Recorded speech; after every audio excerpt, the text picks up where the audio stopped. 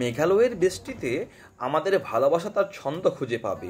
মেঘালয়ের কুয়াশাচ্ছন্ন পাহাড়ের হারিয়ে যায়, একে অপরের হৃদয়ই আমাদের পথ খুঁজে পায়। মেঘালয়ের বৃষ্টির দিন, তোমার সাথে আরামদায়ক রাত, চিরকাল আমার বাহুতে। মেঘালয়ের বৃষ্টির ফোঁটা আমার মুখে, তোমার মৃদু স্পর্শের সড়ক ও তোমার প্রেমময় আলিঙ্গন। মেঘের দেশে আমাদের ভালোবাসা উঠবে, মেঘালয়ের বৃষ্টিতে হৃদয় ভিজবে। বন্ধু, বৃষ্টি এবং মেঘালয়ের মোহনীয়তা একটি নিখুঁত মিশ্রণ, একটি স্মরণীয় রূপ। একসাথে আমরা মেঘালয়ের বৃষ্টিতে নাচব, স্মৃতি তৈরি করব, পার্থিব শিকল ভাঙব। মেঘালয়ের সৌন্দর্য ও আমাদের বন্ধুত্বের অনুগ্রহ মনে রাখার জন্য একটি ভ্রমণ আলিঙ্গন বন্ধন।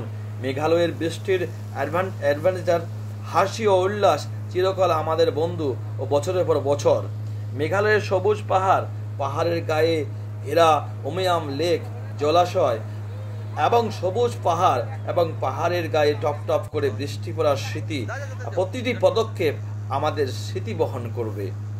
আমরা এখন মেঘালয়ের উমিয়াম লেকে আমরা এখন নৌবহর করছি, অর্থাৎ স্পিড লঞ্চে আমরা ঘুরছি এবং তার আকর্ষণ এবং তার সৌন্দর্য উপভোগ করছি। আমাদের সঙ্গে চাইনিজ এক ফ্যামিলি আছে, তিনারা মোটামুটি 5-6 জন মহিলা আছেন এবং 2টি বাচ্চা আছেন। তো এই মুহূর্তে আমি পাইলটকে জিজ্ঞাসা করছি, আর ইউ স্লিপিং পাইলট? তো পাইলট বলছে, no no, I am not sleeping. So what, আমরা আমাদের স্পিড লঞ্চ এগিয়ে চলছে এবং আমার মেয়ে বলছে, বাবা আমার ছবি নাও, আমার ছবি নাও। এবং এই চাইনিজ ম্যাডাম জিজ্ঞাসা করছেন যে আমার মেয়ের সঙ্গে একটা ছবি নেওয়া যায় কিনা। আমি বললাম, no no no no problem, please pick up the photo.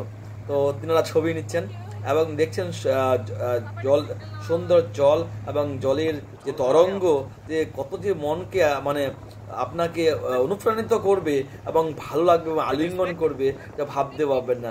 এবং খুব সামান্য আকাশের উপরে আমাদের মেঘ ভেসে যাচ্ছে এবং 2-5 মিনিট অন্তর অন্তর ঠিক বৃষ্টি পড়ছে। অদ্ভুত একরকম অনুভূতি, অদ্ভুত ভালো লাগা। এই 1 ঘন্টা যেন মনে হচ্ছে পৃথিবীর সব কিছু ভুলে গেছিলাম, যেন মনে হচ্ছিল সারা জীবন এইভাবে চললেই বোধহয় ভালো হতো। দারুণ ভালো লাগবে, দারুণ এনজয় হবে। আপনারা আসুন, আপনারা উমিয়াম লেকে আসুন মেঘালয়, অবশ্যই আপনাদেরকে ভালো লাগবে এবং মনোমুগ্ধ করবে। এই তোমার সবুজ কালারের জল এবং এই জলের ঢেউ এবং সঙ্গে যদি আপনার প্রিয় কেউ থাকে, অবশ্যই আপনাকে ভালো লাগবে। তো এই সফর সঙ্গী, এই লঞ্চ সফর সঙ্গী বা নৌবহরে আছে, আগেই বললাম, আমার চাইনিজ এক ফ্যামিলি এবং সঙ্গে আছে আমার ওয়াইফ এবং আমার মেয়ে। এইভাবে আমরা বেশ 1 ঘন্টা ধরে ঘুরছি, নৌবহর করছি এবং লঞ্চে ঘুরছি, খুব ভালো লাগছে।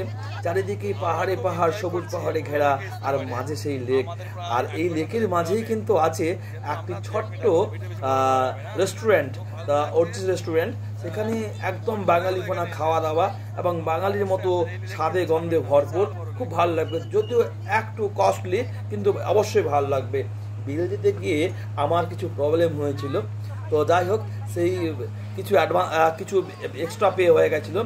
আমি কলকাতা আসার পরেও তারা কিন্তু আমাকে ফোন করে ইমেলের মাধ্যমে জানিয়েছে যে আপনার ওটা কেটে দেওয়া হলো। তাদের মানসিকতা, তাদের ভদ্রতা, তাদের ব্যবহার, তাদের অনেস্টি খুবই ভালো লেগেছে, অনুপ্রাণিত করেছে এখানকার পরিবেশ।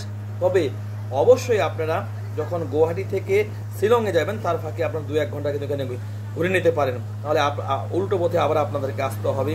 তো সবাইকে আমি এর আমন্ত্রণ জানাই, আবেদন জানাই, মনের আলিঙ্গনের জন্য একবার জীবনে উপভোগ করতে আপনারা আসুন। ছবিতে সব কিছু হয় না, ভিডিও প্রকাশ হয় না। এবং সকলকে ধন্যবাদ জানাই এই আমার YouTube channel smile two heart দেখার জন্য। সকলকে ধন্যবাদ, সবাই ভালো থাকবেন এবং এনজয় করুন, জীবনটাকে এনজয় করুন। একবার অন্তত হিমালয়ের কোলে আসুন, এই বৃষ্টি ভেজা মেঘালয়ে আসুন, পাহাড় ঘুরুন, লেক দেখুন, চেরাপুঞ্জি দেখুন। নতুন হয়েছে এক ইকো পার্ক, সেই ইকো পার্কে আনন্দ উপভোগ দেখুন, আপনাকে মনোমুগ্ধ করবে। সকলকে ধন্যবাদ জানিয়ে শেষ করছি, টাটা।